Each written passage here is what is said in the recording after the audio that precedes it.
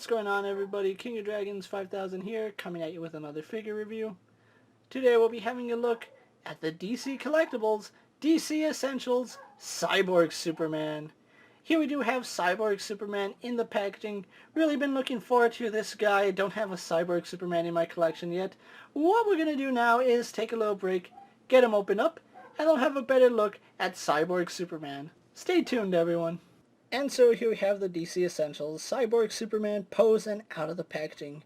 Now this is a figure I actually hate, and I'll explain that more as we get into the figure, but as it stands he doesn't come with any accessories, seeing as how that's a reoccurring theme of the Icon series. Let's actually move on to his details. And so here we have a look at the Cyborg Superman, and the head sculpt is half good, half terrible, and let me explain that a little more. As far as the human skin goes, that's really good detailing for Superman. They could have easily sculpted this to be a Superman head and it would look nice.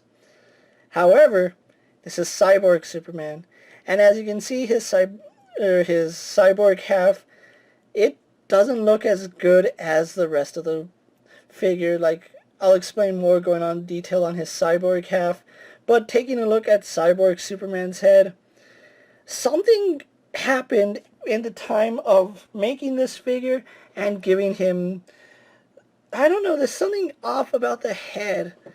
There seems to be a lot of detail in the cybernetic parts of his face, but it feels like they just glob paint after layer of paint after layer of paint, and we lost all that really nice detail. Besides the fact his cyborg eye seems a little bit too small when comparing it to the standard Superman eye. It feels like they painted this flesh tone, they painted this silver, and then they decided to go over it with another coat of silver. It has a lot of nice details that I can see sculpted, but because they layered so much paint on it, we lose a lot of those panel linings here that they almost become invisible. That could have easily been done if they had painted the flesh tone, and then painted the silver once. There's no reason to paint the entire head flesh tone, then paint the silver, then repaint it in silver, because now we have a lot of lost details. I mean, from a distance you can't even tell he has teeth. It just looks like, I don't know what it looks like. Moving on to the rest of the figure, I think everything but the head is really good on this figure. Looking at his torso, you can see that they sculpted a completely new torso for this figure. He does not use the standard buck that we've seen with all the other male essential figures. You can see he has Superman's outfit right here, but we also do have a tear right here on the side, exposing all his cybernetic implants and cybernetic parts. Even on the back of the costume, which will let the camera get in focus, you can see the tear is done really well, and all the cybernetics are painted beautifully. We don't have any loss in detail. Everything is sharp, it's crisp, it's clean. We don't get that with the head, and that's probably the biggest disappointment about this figure, because everything else about him is great. We have this really nice deep shade of blue that's separate from Superman, which will have a better comparison with him. Looking at this arm, it is reused from all the other male figures that we've had a look at. So the arm is the same all the way down to the fist, which we have seen before. Moving on to his right half, you can see all the cybernetics. Again, sculpted and painted wonderfully. I don't know why this didn't translate so well onto the head.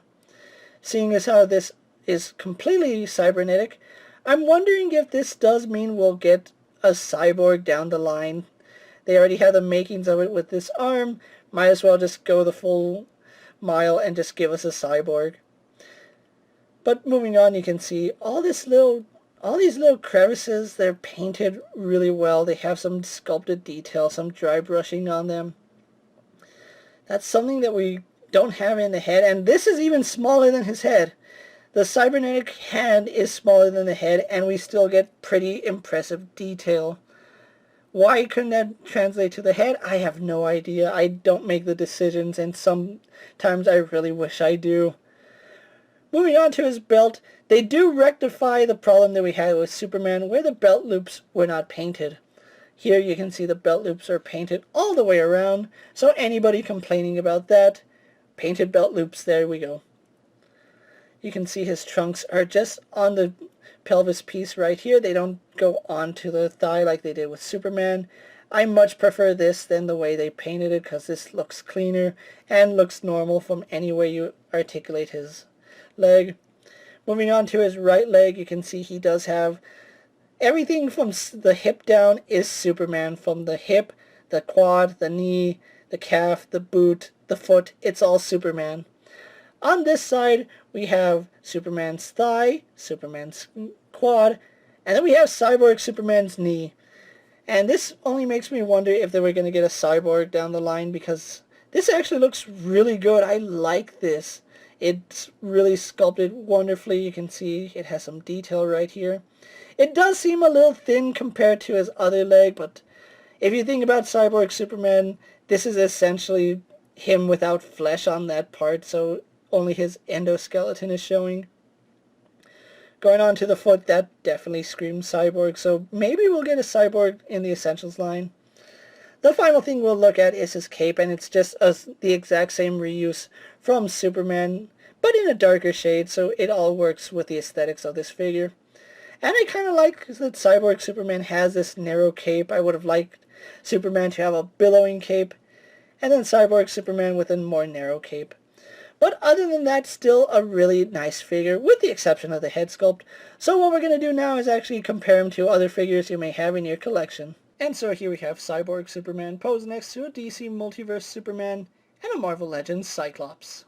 And so here we have Cyborg Superman posed next to a WWE Elite Scale figure and a Mezco 1/12 Collective Popeye the Sailor Man. And so here we have the Essentials Cyborg Superman posed next to the DC Essentials Superman and the DC Essentials Supergirl. So with the comparisons out of the way, let's actually move on to Cyborg Superman's articulation. He does have a ball joint in the head, so he can look up slightly, can look down. Really a slight head tilt, which is unfortunate. He can look left and right really fine. He can look up really well because his head is on a hinge joint.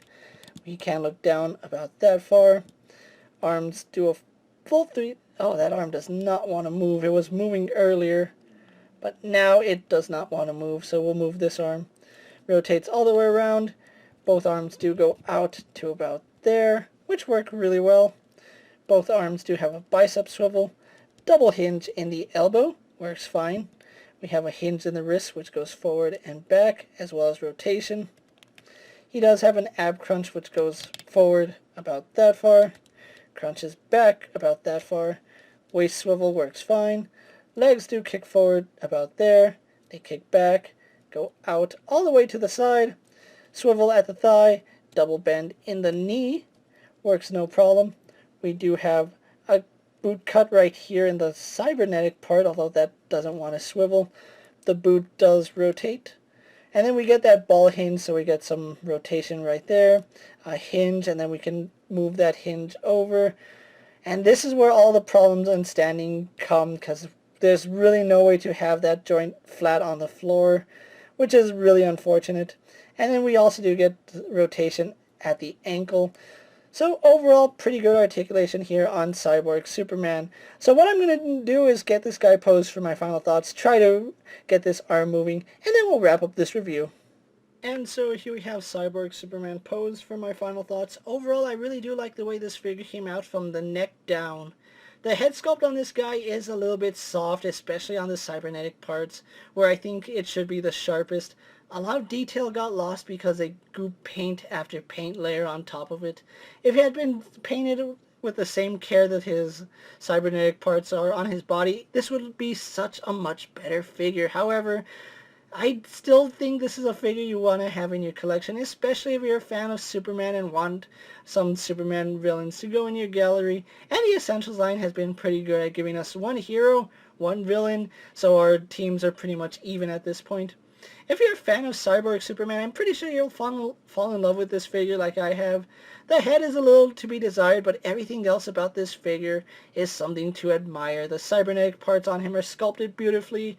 The part where his suit meets the cybernetic parts is also sculpted wonderfully.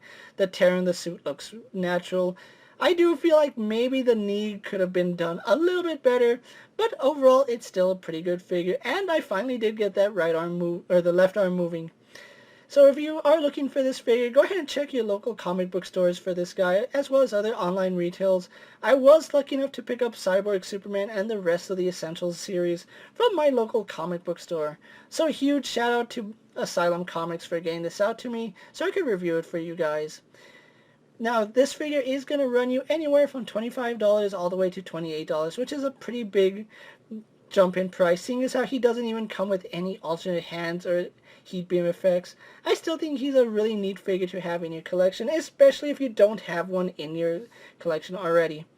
With that being said, guys, I'm KingofDragons 5000. Don't forget to like this video, leave a comment, subscribe to my channel. Go check out all my other action figure reviews, as well as all my other DC collectible reviews. Hopefully you find them informative. As always, if there's a figure you would like to see me review, let me know down in the comments, and if it fits in my collection, I'll definitely have a look at it. Until next time, guys, I'll see you later. Take care, everyone.